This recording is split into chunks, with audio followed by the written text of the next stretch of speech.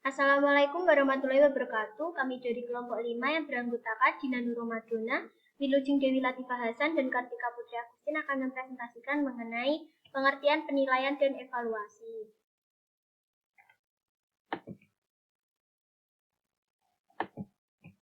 Pengertian penilaian. Penilaian adalah proses untuk mengambil keputusan dengan menggunakan informasi yang diperoleh melalui pengukuran hasil belajar, baik yang menggunakan instrumen tes maupun non-tes. Prinsip-prinsip penilaian yang pertama yaitu mendidik, yang kedua terbuka atau transparan, yang ketiga menyeluruh, yang keempat terpadu dengan pembelajaran, yang kelima objektif, yang keenam sistematis, yang ketujuh berkesinambungan, yang kedelapan adil, dan yang kesembilan adalah menggunakan acuan kriteria.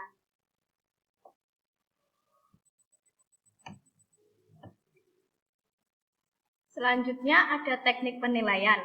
Dalam memperoleh data, pendidik dapat menggunakan berbagai teknik penilaian secara komplementer atau saling melengkapi sesuai dengan kompetensi yang dinilai, sebagaimana diuraikan dalam panduan penilaian masing-masing kelompok mata pelajaran. Teknik-teknik tersebut antara lain terdiri atas tes kinerja, observasi, penugasan, portofolio, tes tertulis, tes lisan, jurnal, wawancara, inventory, penilaian diri, dan penilaian antar teman. Selanjutnya rambu-rambu penilaian. Penilaian mata kelompok IPTEK untuk SMA dilaksanakan melalui muatan dan kegiatan bahasa, matematika, IPA yang meliputi fisika, kimia, biologi, IPS yang meliputi ekonomi, sejarah, sosiologi, dan geografi, keterampilan, teknologi informasi dan komunikasi, serta muatan lokal yang relevan. Penilaian dalam kelompok mata pelajaran IPTEK disesuaikan dengan karakteristik tiap-tiap rumpun mata pelajaran. Penilaian tiap-tiap rumpun mata pelajaran yang dimaksudkan yaitu yang pertama ada penilaian kemampuan berbahasa, penilaian dalam matematika, penilaian dalam IPA dan IPS, penilaian dalam bidang TIK. Selanjutnya penilaian IPA dan IPS. Penilaian IPA dan IPS dapat dilakukan secara terpadu dengan proses pembelajaran. Penilaian dapat dilakukan dengan menggunakan tes tertulis, observasi, tes praktik, penugasan, tes lisan, portofolio, jurnal, inventory, penilaian diri, dan penilaian antar teman.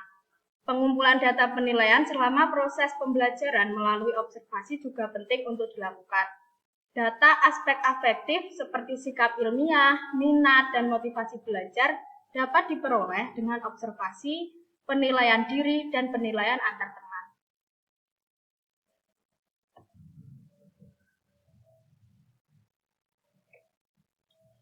Selanjutnya yaitu teknik pengolahan nilai. Dari pelaksanaan penilaian atau melalui pengukuran atau tidak, dapat dikumpulkan sejumlah data atau informasi yang dibutuhkan dalam evaluasi hasil belajar. Data yang terkumpul dari penilaian yang dengan teknik tes akan berupa data kuantitatif. Sedangkan teknik non-tes akan menjaring data kualitatif maupun kuantitatif sekaligus. Prosedur pelaksanaan pengolahan hasil penilaian adalah sebagai berikut. Yang pertama, men-skor. Yang kedua, mengubah skor mentah menjadi skor standar. Yang ketiga, mengkonversikan skor standar ke dalam nilai.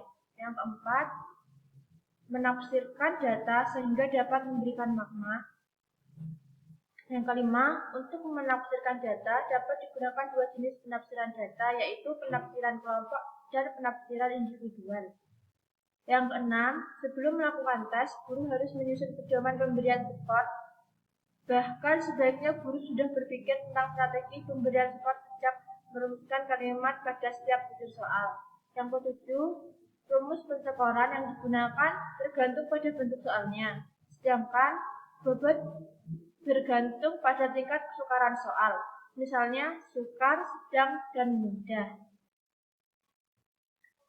Penentuan kelulusan ujian nasional tingkat SD atau MI. Yang pertama, peserta didik dinyatakan lulus ujian sekolah pada SD, MI, dan SDLB apabila peserta didik telah memenuhi kriteria kelulusan yang ditetapkan oleh satuan pendidikan berdasarkan perolehan nilai sekolah atau madrasah. Yang kedua, nilai S atau M diperoleh dari rata-rata gabungan nilai US dan nilai rata-rata rapor semester 7, 8, 9, 10, dan 11 dengan pembobotan 60% untuk nilai US dan 40% untuk nilai rata-rata rapor. Yang ketiga, kelulusan peserta didik dari UN ditentukan berdasarkan NA.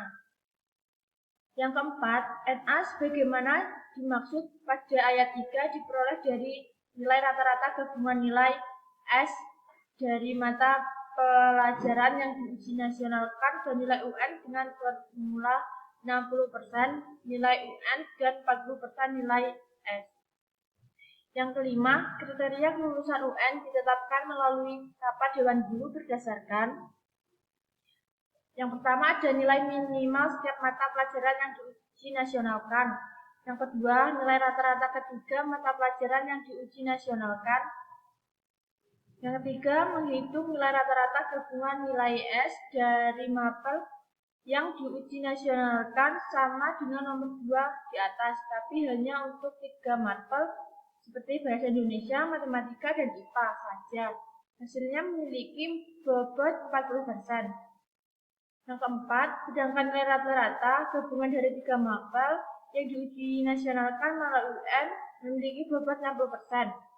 Yang kelima, misal nilai sekolah 8,00 dikali 40% sama dengan 3,20 dan nilai UN 5,50 dikali 60% sama dengan 3,30. Nilai akhirnya sama dengan 3,20 ditambah 3,30 sama dengan 6,50. Apabila batas nilai kelulusan yang ditetapkan oleh satuan pendidikan dari nilai sekolah atau madrasah adalah 6,00 dan ujian nasional adalah 5,00, maka peserta didik yang memiliki rata-rata nilai S atau M dan UN 6 di samping nomor 5. Penetapan kelulusan peserta didik dari satuan pendidikan oleh rapat Dewan Guru masih memperhitungkan komponen lain, sebagaimana syarat kelulusan pada Romawi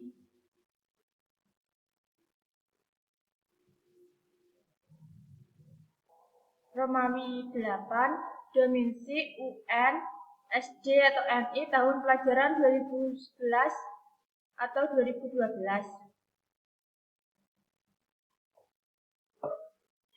Sekian presentasi dari kelompok kami. Apabila ada kurang lebihnya kami mohon maaf. Wassalamualaikum warahmatullahi wabarakatuh.